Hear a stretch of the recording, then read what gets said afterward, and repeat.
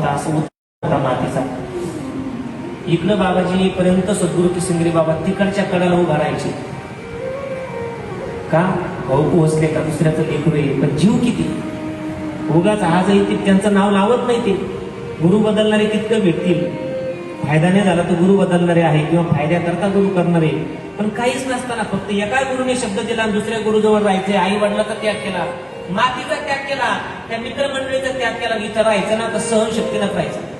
दुसऱ्याचं लेकरू आहे, अलीकडच्या घाटावर अलीकड टेकडीवर येण्यापर्यंत तिकडे सद्गुरू किसनगिरी बाबा उभा राहायचे आणि इकडे आले की तिकडून काठीवर करायचे. भाऊ पोहोचले का?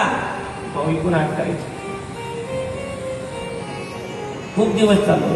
पुढे बाबाजी कीर्तन करायला लागले, समाजापर्यंत जाऊ लागले, हरिभक्ती शिकवली, ज्ञानोपराय, तुकोबराय, भजन पूजन, काकडा, हरिपाठ, गीतापाठ या सगळ्या माध्यमातून हा सगळा समाज जोडला.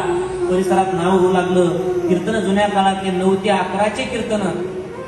टांगा, गाडी, बैल, चोपदार नाही ते, बाळू महाराज नाही ते.